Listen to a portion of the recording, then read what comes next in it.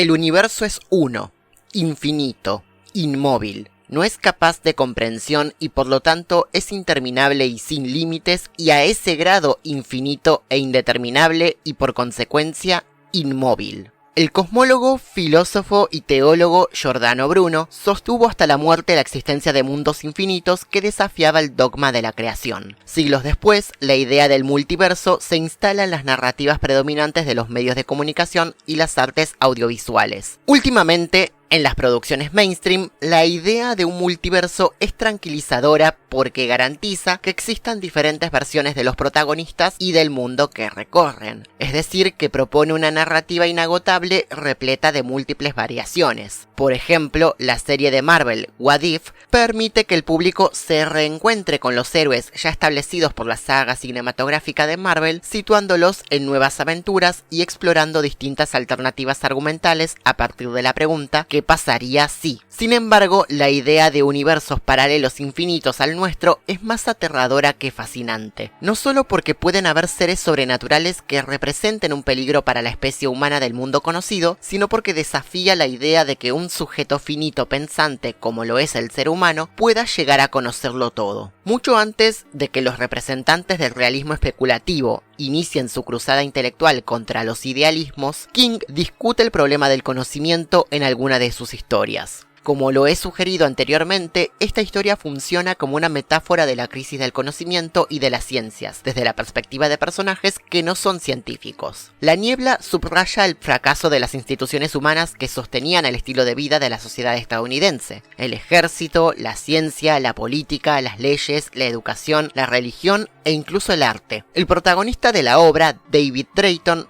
es un artista comercial muy exitoso, pero tal condición es inservible frente a lo irrepresentable del hipercaos. Entonces deviene escritor y testimonia su historia de supervivencia. Se produce un salto de las artes plásticas a las artes literarias. En La niebla, el universo paralelo que se superpone con el nuestro es visualmente inimaginable e impensable. Es muy difícil percibir a los monstruos como lo que son porque presentan anatomías o geometrías imposibles de concebir desde la visualidad humana. En este sentido, no se puede negar la influencia de la obra de Howard Philip Lovecraft, tanto en la obra de King como en las propuestas filosóficas de los exponentes del realismo especulativo. A pesar de lo detalladas que son, o quizá precisamente gracias a ello, las descripciones de Lovecraft no permiten al lector sintetizar la esquizofonía verborreica de todos sus adjetivos en una imagen mental. En la obra literaria, David subraya varias veces que él no está seguro de qué fue lo que vio, pero lo vio. Habita una condición contradictoria. Por un lado, los sentidos no son suficientes ni satisfactorios para comprender la naturaleza de las criaturas. Por otro lado, los sentidos son la única herramienta con la que puede establecer un conocimiento sobre ellas. Porque si tuviese que apelar a la razón humana, si tuviese que recurrir al pensamiento como lo hicieron la señora Carmody o el señor Norton, sufriría destinos iguales o peores al de ellos. Las criaturas de la niebla no pueden ser explicadas ni entendidas por la razón, lo que no significa que no existan. Giordano Bruno, en su obra sobre el infinito universo, anticipa la distinción entre sentido e intelecto. No hay sentido que vea el infinito, no hay sentido de quien se pueda exigir esa conclusión, porque el infinito no puede ser objeto de los sentidos, y, en consecuencia, quien pretende conocerlo por medio de los sentidos es semejante a quien quisiera ver con los ojos la substancia y la esencia, y quien negase por eso la cosa, por cuanto no es sensible o visible, llegaría a negar la propia substancia y ser. Por eso debe haber moderación en eso de pedir testimonio a los sentidos. Al intelecto le corresponde juzgar y dar razón de las cosas ausentes y separadas de nosotros por distancia temporal o intervalo espacial. Bruno, desafiando el pensamiento dominante de la época, que estaba regido por la obra de Aristóteles y la Iglesia Católica, no duda en afirmar que lo infinito es verdadero. Para él, no es lógico pensar que un Dios infinito haya creado un universo finito, pero esta infinitud no puede ser probada exclusivamente mediante los sentidos. Quentin Millesox, a quien hemos citado antes, desarrolla la idea de lo ancestral para definir los acontecimientos anteriores a la existencia de la humanidad e incluso de la Tierra misma. Por ejemplo, el nacimiento del sistema solar. El ser humano no tiene manera de obtener un registro directo de un acontecimiento sin testigos, sino que recurre a la matemática para establecer la datación de los planetas. El problema filosófico de La niebla es que el infinito, que antes aparece en un objeto lejano e invisible a los sentidos, se manifiesta en toda su crudeza en las calles. No hay tiempo para procesar el giro cósmico desencadenado por la llegada de los monstruos. Aunque lo de trastocado puede no ser la palabra apropiada, no se me ocurre otra. Se trataba de gente que, sin necesidad de cerveza, vino ni pastillas, había quedado totalmente embrutecida y te miraba con ojos vacuos, vidriosos, saltones. El sólido pavimento de la realidad se había abierto por obra de algún seísmo difícil de imaginar, y aquellos pobres diablos habían caído en una cima. Nuestras conciencias humanas no están preparadas para el entendimiento de lo infinito, pero además están adormecidas por una cultura que sedimenta nuestros sentidos y pensamientos en el confort de un estado de bienestar moderno, donde la única infinitud que nos interesa es la infinitud de la acumulación material. Ahora bien, la filosofía tampoco ha avanzado hacia el infinito o lo absoluto, sino que se resignó a autolimitarse. Esa es la principal acusación de Milesox, que la filosofía entró en un estado de estancamiento con el correlacionismo, la idea de que nada fuera de la relación entre ser y pensamiento es susceptible de ser conocido, aunque sí puede ser imaginado. Si no están acostumbrados a leer textos con mucha densidad teórica, la obra de Milesox puede ser desafiante, abrumadora y, para ser honesto, aburrida, sobre todo porque discute principalmente con la filosofía de Kant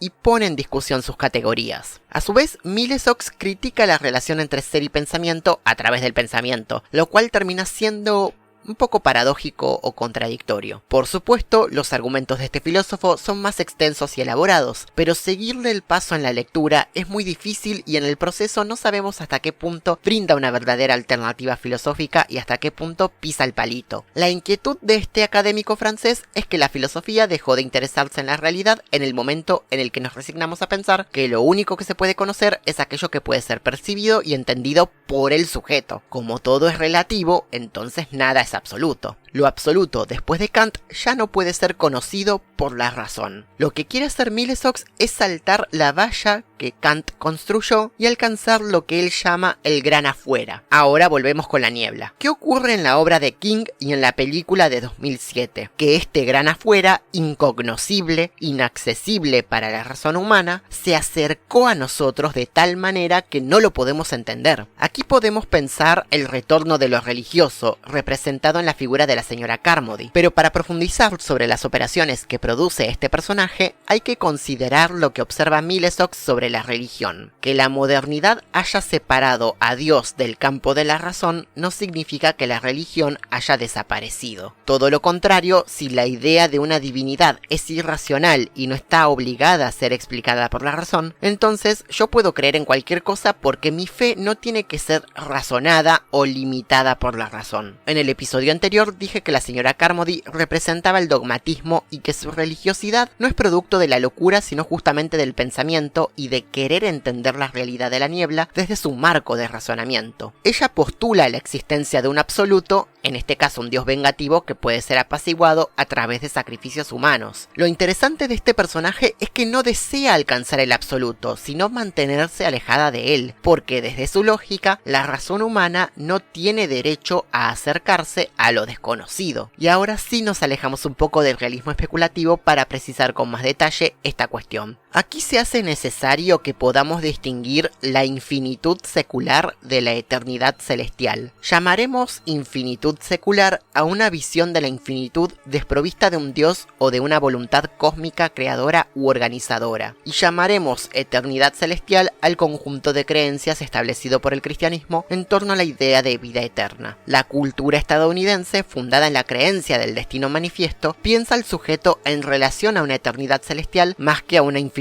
secular. Todos los logros de Estados Unidos han sido por voluntad y promesa de Dios. A diferencia de la eternidad celestial, la infinitud secular no tiene iconografía ni representación. Solo se hace visible cuando lo visible se despedaza, cuando la idea misma de visibilidad queda abolida bajo la niebla. Entonces hay una separación entre la conciencia y los sentidos. La única manera de asimilar la infinitud es divorciar lo que vemos o lo que no vemos de lo que entendemos o lo que no entendemos. De pronto, en la bruma de inquietud en que me hallaba envuelto, se abrió un jirón y por un fugaz instante, algo espantoso me miró desde el otro lado. La metálica, rutilante faz del terror. La señora Carmody se establece como antagonista, no porque haya perdido la razón, sino justamente por exceso de pensamiento. Ella establece correlaciones equivocadas entre la infinitud secular de la niebla y los eventos de su propia existencia. Ella está convencida de que el sacrificio detendrá la infinitud. Expiación. En lo que tenemos que pensar ahora es en la expiación. Se nos azota con flagelos y escorpiones. Se nos castiga por hurgar en secretos que Dios mantenía sellados de antiguo.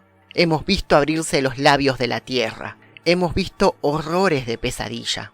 Ni la roca nos esconde de ellos, ni el árbol muerto ofrece cobijo alguno. ¿Qué le pondrá fin? ¿Qué lo detendrá? Eso es expiación. La expiación disipará la niebla. Ella conjurará los monstruos y los engendros. Ella nos quitará de los ojos las escamas de la niebla y nos dejará ver. En el cristianismo, la vida eterna no es una verdad absoluta para todos, sino para aquellos que aceptan el valor del sacrificio de Jesucristo en la cruz del Calvario. La infinitud secular, en cambio, es indiferente a nuestros actos. Ningún sacrificio modifica nada, porque el infinito no puede ser objeto de los sentidos. Por lo tanto, nada que ocurra en el mundo de los sentidos, por brutal que sea, afecta al infinito. Esto, en principio, es así porque la infinitud de la que hablo no es perceptible a los sujetos humanos, pero el gran problema de la niebla es que el gran afuera se acercó a nosotros, y esto puede ser un error de perspectiva, dar por sentado que lo absoluto siempre permanecerá afuera de nuestra percepción y entendimiento. En este sentido, el cristianismo es un fenómeno interesante porque se funda en la promesa de un absoluto por venir, que ha sido interpretado como la segunda venida de Cristo. Lo absoluto, para la señora Carmody, es la niebla, que no se deja leer por la visualidad humana, pero sigue siendo un absoluto mediado por sus saberes bíblicos. Ella instala la fantasía de un tiempo anterior al Nuevo Testamento, donde los sacrificios ordenan el mundo. La profeta, obsesionada con los rituales sacrificiales, no percibe la niebla como realidad en sí misma, sino como indicio o epifenómeno de un absoluto imperceptible a los sentidos humanos. En los episodios anteriores hablamos sobre ecologías especulativas y subjetividades imperceptibles, es decir, la existencia de otros ecosistemas y sujetos no humanos. ¿Debería la filosofía y las ciencias humanas en general contemplar formas de existencia alternativas, incluso si no tenemos manera de demostrar o probar que existen? Quizás una actitud especulativa habría modificado la forma en la que distintas civilizaciones, grupos humanos o incluso especies no humanas interactúan entre sí. Es mucho lo que sabemos, pero siempre será infinito aquello que desconocemos, lo que debería incitarnos a estimar mucho más los avances de la ciencia, tanto la llamada ciencias naturales como las ciencias sociales.